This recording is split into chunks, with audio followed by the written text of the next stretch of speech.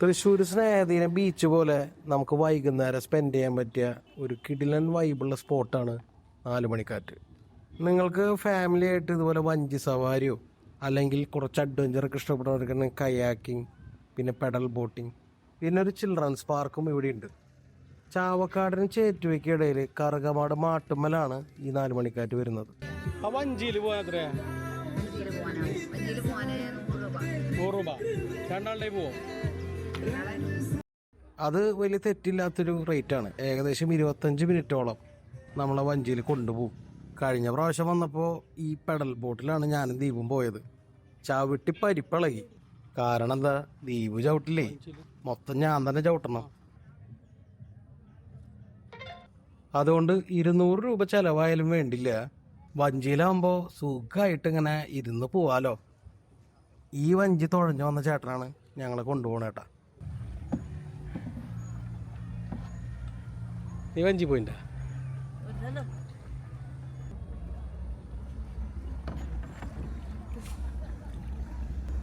ദീപുവിനെ സംബന്ധിച്ചിടത്തോളം ഇത് വലിയൊരു സാഹസിക യാത്രയാണ്. ചട്ടന്മാര് ബാഹുബലിയുടെ പടച്ചട്ടന്മാര് തോന്നുന്നു.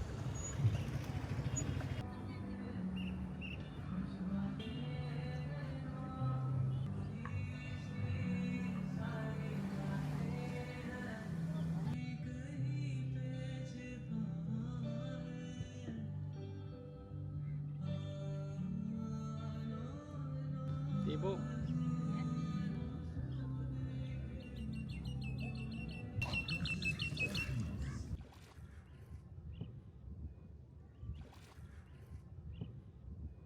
കാലൊക്കെ ആട്ടിയിട്ടിരിക്കണ്ട. ദീപു വളരെ റിലാക്സ്ഡ് ആയിട്ടിരിക്കല്ലേ.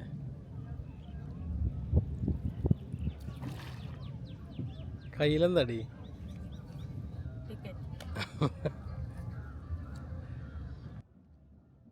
ആഴണ്ടോ അവിടെ ചേട്ടാ? 2-2.5 മീറ്റർ. ഒരു 7 അടി അല്ലേ? 7 അടി 8 അടിയാ. ഇത് ശരിക്കും എന്താ സംഭവം? ഇത് പുഴയല്ലല്ലോ, പുഴ തന്നെയാണോ?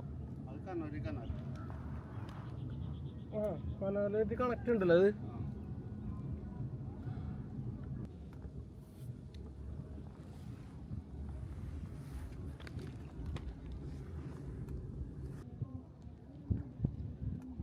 നല്ല സ്പീഡായി.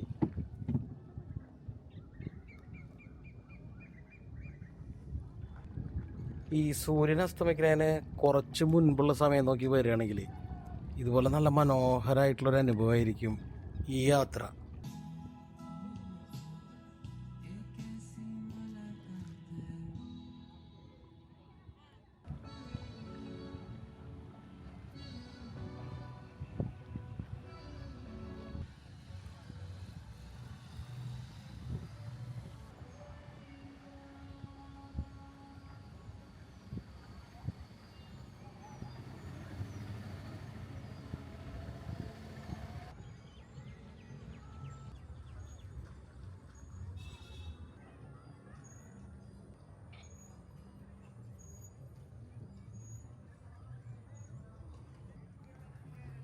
ഓക്കെ, ഇറങ്ങാല്ലേ?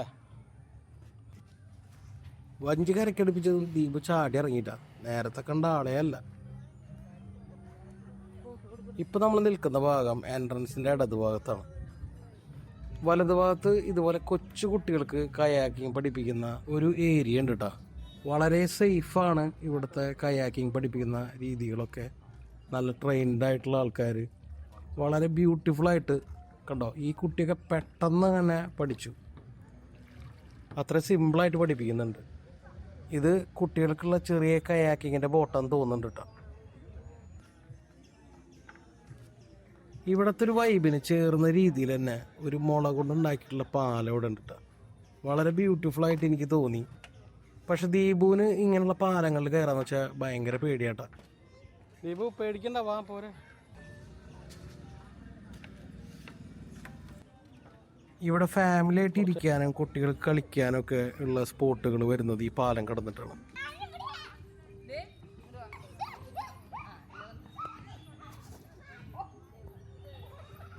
അത്യാവശ്യം ചെറിയ കുട്ടികൾക്കൊക്കെ കളിക്കാനും ചാടാനും തുള്ളാനൊക്കെ ഉള്ള വകുപ്പ് ഇവിടെ ഉണ്ട്.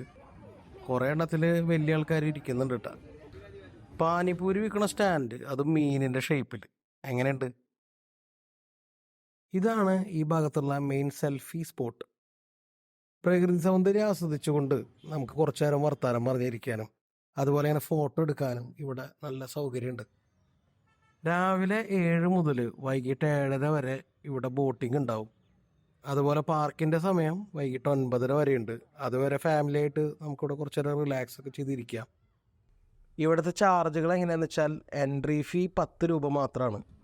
പിന്നെ കയാക്കിംഗ് അരമണിക്കൂറിന് 100 രൂപ. പെഡൽ ബോട്ട് 50 രൂപയാണെന്നാണ് എൻ്റെ ഓർമ്മ. തോണിയിൽ 2 ചാർജാണുള്ളത്. പാലം കടക്കണമെങ്കിൽ 100 അല്ലെങ്കിൽ 50. പെട്ടെന്നാണ് ഞാൻ ആ കാര്യം ആലോചിച്ചത്. ഇന്ന് വൈകിട്ടേ ചായ കുടിച്ചിട്ടുണ്ടായിരുന്നില്ല. അപ്പോൾ അതുകൊണ്ട് ചായ കുടിക്കാനുള്ളൊരു ദാഹം വന്നു. ദീപുവിനാണെങ്കിൽ ബർഗർ വേണമെന്ന് പറഞ്ഞു. ഈ ഒരു സമയത്ത് ബർഗർ എനിക്കെന്തോ ഒരു മൂഡില്ല. ഞാൻ അവളോട് ചായ കുടിക്കാൻ വേണ്ടി റിക്വസ്റ്റ് ചെയ്തു. അങ്ങനെ അവൾ സമ്മതിച്ചു. അങ്ങനെ ഞങ്ങൾ ഈ ചായക്കടയിലേക്ക് എത്തിപ്പെട്ടു. കാടമുട്ട എത്രയാ? 30 രൂപ കേട്ടോ. ഒരെണ്ണം എടുത്തു. ഇതെന്താ ചേട്ടാ? ചിക്കനട.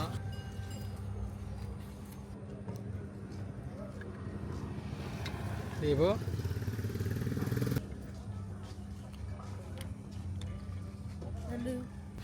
അടിപൊളിയായിട്ട്.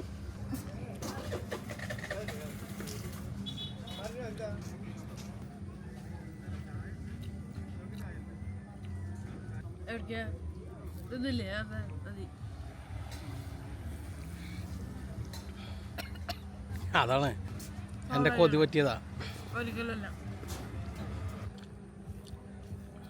ഓ നല്ല മധുരമാണല്ലോ. എനിക്ക് ഇത്ര മധുരം വേണ്ടട്ടാ, വേറെ ലെവല് മധുരം. അതുകൊണ്ട് തന്നെ ഈ ചായ നീ തന്നെ കുടിച്ചോ.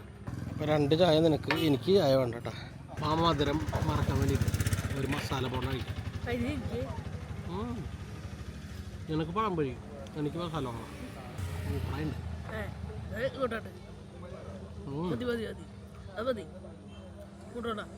വേറൊന്നും പറയാം. പഴംപൊരി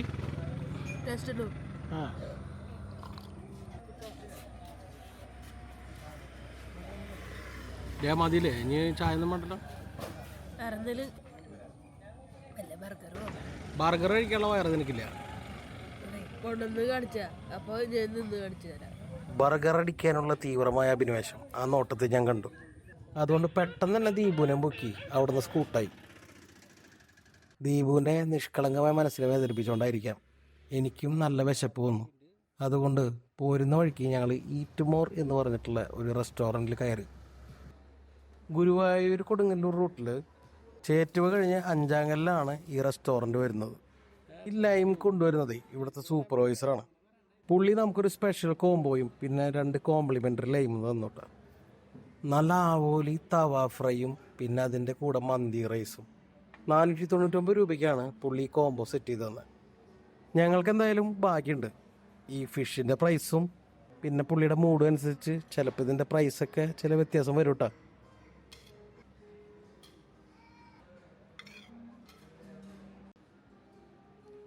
മീൻ വേണ്ടേ?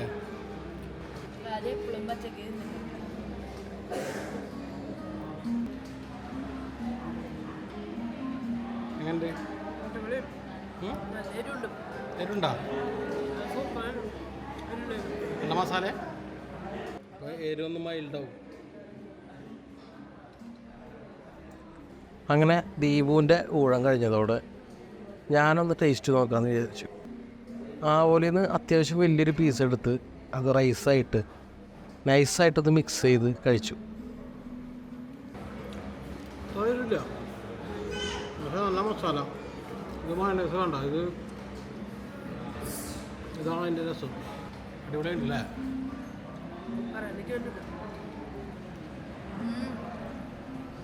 നല്ല ടേസ്റ്റ് ഉള്ളതുകൊണ്ട് പെട്ടെന്ന് തന്നെ പകുതി തീർന്നു കേട്ടോ. ഈ ഭാഗത്ത് ഹാർബറൊക്കെ ഉള്ളതുകൊണ്ടേ നല്ല ഫ്രഷ് മീൻ കിട്ടും. എന്താ സോഫ്റ്റ് ആവോലി. ഇച്ചിരി മയണൈസും കൂടി പിടിച്ചപ്പോൾ ഉണ്ടല്ലോ, ഓ ഒന്നും പറയാനില്ല.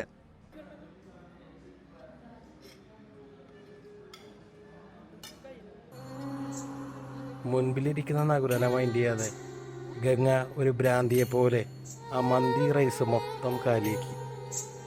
ഒരു മണി പോലും അവൾ ബാക്കി വെച്ചില്ല കേട്ടോ. ടയേർഡായിട്ടാ ദീപു. ആ ഫ്ലൈറ്റിന് കഴുകേണ്ട ആവശ്യമില്ല.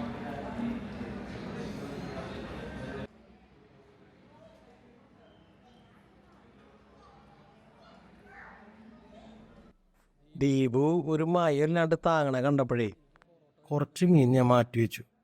ഒരു പൊറോട്ട വരാനുണ്ടേ. അങ്ങനെ നമ്മുടെ പൊറോട്ട എത്തി. ഇത് മൊത്തം കഴിക്കാൻ എന്നെ കൊണ്ട് പറ്റില്ല, അതുകൊണ്ട് പകുതി ദീപുവിന് എന്നെ കൊടുത്തു വിട്ടാ. പൊറോട്ടയുടെ ഒരു പീസും തവ ഫ്രൈയും കൂടി കഴിച്ചു നോക്കി. സൂപ്പർ പൊറോട്ട.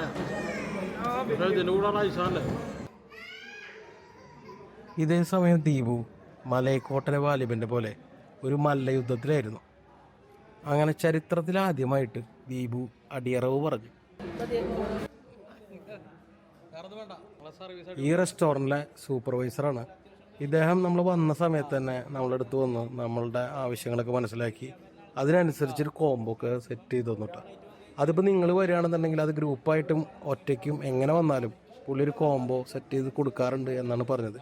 അതെനിക്ക് വളരെയധികം ഇഷ്ടപ്പെട്ടു. പുള്ളിയുടെ സർവീസും അടിപൊളിയായിരുന്നു. അങ്ങനെ ഞങ്ങൾ ഭക്ഷണമൊക്കെ കഴിച്ച് താഴേക്ക് ഇറങ്ങി.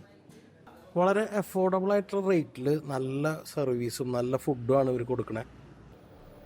അങ്ങനെ ഫുഡൊക്കെ കഴിച്ച് വയറൊക്കെ പൊട്ടാറായിട്ടോ. ഇനി സുഖമായിട്ട് ഒന്ന് ഉറങ്ങണം.